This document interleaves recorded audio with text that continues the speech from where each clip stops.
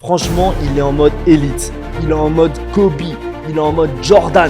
Ok, what's up mes botters? J'espère que vous allez bien. Bienvenue sur ma chaîne Magic Mike Curry où ça parle actualité NBA. Ah les gars, franchement, on a été servi en termes de matchs pour l'ouverture de cette nouvelle saison NBA. Alors, il y a eu beaucoup de matchs, mais je vais vous en parler de 4, bien précisément les 4 qui pour moi ont été les plus marquants. Le premier, l'ouverture de balle entre OKC et Houston et la bague pour OKC face à KD. Ah là là là, on en parlera juste après. La deuxième, on va parler des Warriors contre les Lakers. La troisième, Dallas contre les Spurs avec un grand Wemby. Et la quatrième, Boston contre Phila avec bien évidemment VJ Edgecombe. On va en parler, c'est parti les gars. Mais avant ça, n'oublie pas de t'abonner et de mettre un petit like. Toujours, ça fait plaisir. Merci encore. Bon les gars, on part directement sur le match entre OKC et Houston. Franchement, il y a eu énormément de choses à dire. On part sur un match entre 125 à 124 pour OKC. Un match très serré qui s'est passé jusqu'à 2 prolongations. Franchement, on n'a jamais su jusqu'à la dernière seconde qui allait gagner, vraiment. Alors les gars, pourquoi c'est important pour les deux équipes? Déjà pour OKC, pour montrer qu'ils sont encore présents. Les gars, c'est les champions en titre. Ils ont un standing à respecter. Donc il fallait montrer dès le premier match de quoi ils étaient encore capables et que justement, ils avaient encore du pied sous la pédale. Ce qu'on peut noter, c'est bien évidemment SGA, 35 points. Franchement, il a été le vrai capitaine de l'équipe. Il a mis la cadence qu'il fallait et franchement, il a été clutch sur les moments cruciaux. Ce qui a permis notamment justement d'aller jusqu'au la deuxième prolongation et surtout jusqu'à la victoire parce que c'est lui qui a fait la faute face à KD pour avoir le point qui allait faire gagner l'équipe. Et côté Houston, vraiment, c'était l'épreuve du feu. C'était un match important, le premier match de cette nouvelle équipe, de l'équipe KD avec Sengun et tout le tralala. Et franchement, ils s'en sont bien sortis. Ils ont montré qu'effectivement, ils avaient les compétences et franchement l'expérience pour aller très loin pendant cette saison. Parce que franchement, accrocher OKC, le prétendant au titre de cette encore nouvelle saison, on va pas se cacher. Et bah franchement, ils n'ont pas démérité. Alperen Sengun, 39 points, 11 rebonds, 7 passes et 5 tirs à 3 points qui est son record en carrière. Franchement, bravo Sengun. De toute façon, dans tous les cas, pour moi, c'est le réel leader naturel de Houston. Par contre, côté Kevin Durant, il peine quand même à se révéler parce que du coup, voilà, il connaît encore personne. L'alchimie n'a pas encore été créée. C'est normal, les gars, slowly. On est encore au début de la saison. Mais pour l'instant, il a effectué un 23 points et 9 rebonds. Franchement, ça reste quand même des stats relativement bonnes. Pour lui, c'est relativement bas. Mais en tout cas, j'ai confiance. Je pense que Houston, ils vont monter en puissance. Parlons maintenant du match entre les Warriors et les Lakers. 119-109 pour les Warriors. Franchement, ça a été implacable, même si les Lakers ont fait un petit peu peur au début. Mais on a remarqué que clairement, alors côté Warriors, franchement, c'est rassurant. On voit que l'alchimie est bonne. On voit que Horford, même si pour l'instant, il est en tant que remplaçant, il n'est pas encore dans le starting 5.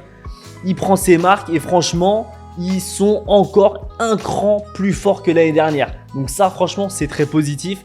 On le sait, l'alchimie est très bonne entre Butler et Buddy Hield, entre GP2 et Curry. Enfin, tout le monde se kiffe, clairement. Donc franchement, pour moi, il n'y a que des signaux positifs. On a Jimmy Butler qui a fait franchement un beau match. 31 points, 16 sur 16 au lancer franc. Stephen Curry, 23 points. Il n'a pas forcément brillé, mais ce n'était pas forcément obligatoire sur ce match. Par contre, on remarque côté Lakers, Luka Doncic, 43 points, 12 rebonds, 9 passes, quasiment un triple-double. Et franchement, 43 points à la manière, il a fait du Luka Magic, les gars. Mais par contre, on remarque effectivement la lacune, c'est que déjà l'alchimie n'est pas là.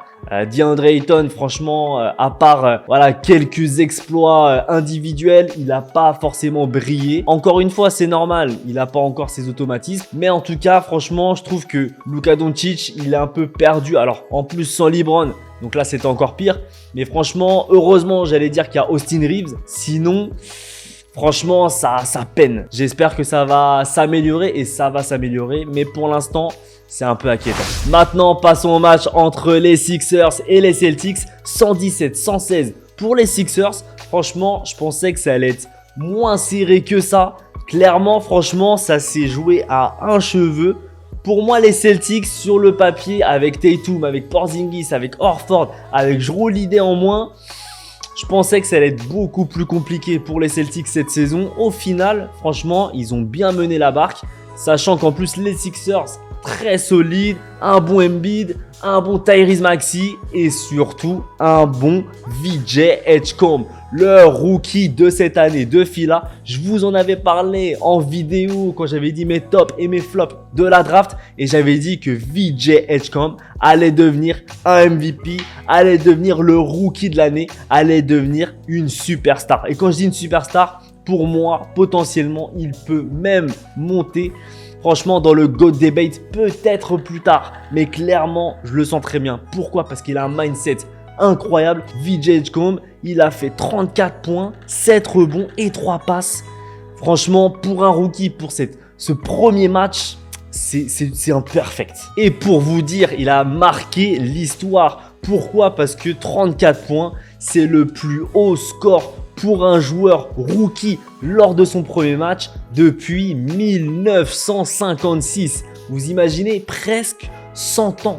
En plus, sachant que si on doit faire des comparaisons, Cooper Flag a mis 10 points sur son premier match. Et quand tu vois aussi LeBron, il en a mis 18, ou Curry qui en avait mis 14, 34 points. Sachant qu'en plus, ce qu'il faut dire, c'est que Fila, c'est pas une équipe un peu claquée. Franchement, on a Embiid qui est très bon en offensive et on a surtout, franchement, un Tyrese Maxey 40 points. Donc franchement, pour prendre une place dans les Philadelphia Sixers, fallait le faire. Donc franchement, bravo à lui. Il a une belle carrière devant lui. Franchement, suivez-le. Je vous l'ai déjà dit, c'est pas encore trop tard. Prenez le train, les gars. Et le dernier match que j'ai envie de parler, c'est bien évidemment entre les Spurs et les Mavericks. 125-92, ça a été implacable. Je pensais pas que ça allait être aussi franchement large en termes de scoring. C'est une déculottée. C'est une déculottée. Clairement, on va en parler grâce à Victor Wembanyama. 40 points, 15 rebonds, 6 passes décisives et 3 contres, dont des multiples dunks, des 3 points avec une faute. Franchement, il a fait le match parfait. On a vu, franchement, c'est indéniable qu'il est hors norme. Qu'il n'est plus dans une catégorie normale de joueurs NBA. Franchement, il est en mode élite. Il est en mode Kobe.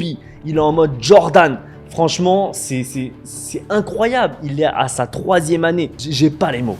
Je vous ai dit, ça va être quelqu'un qui va marquer les esprits, qui va être dans le GOAT debate. Ça, c'est une certitude. Ce sera sûrement même le joueur qui va dépasser Michael Jordan. J'ai fait une vidéo là-dessus. Franchement, regardez-la. Wemby, il l'a démontré. Il a montré. Il a tapé du poing. Et clairement, il sera sur le MVP debate cette année. Pour moi, pour l'instant, si on devait s'arrêter au premier match, à la première journée en tout cas de la NBA, alors c'est pas encore fini, Indiana etc. n'ont pas encore joué, mais clairement Wemby pour moi c'est le MVP. Donc là, il a tapé du poing et il a montré à toute la ligue qu'il est très présent. Malheureusement, après, faut dire aussi, les Spurs, un peu comme Doncic, il n'est pas forcément trop aidé dans l'équipe, même si franchement Keldon Johnson etc. ils sont très bons, il y a quand même voilà, quelque chose autour de lui. Fox n'est pas là, donc on va voir quand il va revenir ce que ça va donner. Mais pour l'instant, il n'y a pas encore une réelle grosse construction au niveau des Spurs pour être des prétendants au titre cette année. Par contre, clairement, je le vois aller au niveau des playoffs et je le vois prendre le titre de MVP clairement. Voilà les gars, c'est la fin de la vidéo. J'espère que tu t'es régalé. Franchement, il y avait plein de choses à dire. J'aurais pu en parler pendant des heures, mais là je me suis dit que voilà, la vidéo va être trop longue. N'oublie pas de t'abonner et de liker et également de commenter. Donne-moi ton avis sur les premiers matchs qui se sont passés et surtout donne-moi ton avis sur VJ Edgecombe et Wemby. Qu'est-ce que tu penses de ces deux énergumènes? Qu'est-ce qu'ils vont faire sur la saison? Je veux bien savoir ce que tu en penses. J'ai plus qu'à te souhaiter une excellente journée. N'oublie pas que tu es le meilleur. Ciao mes brothers!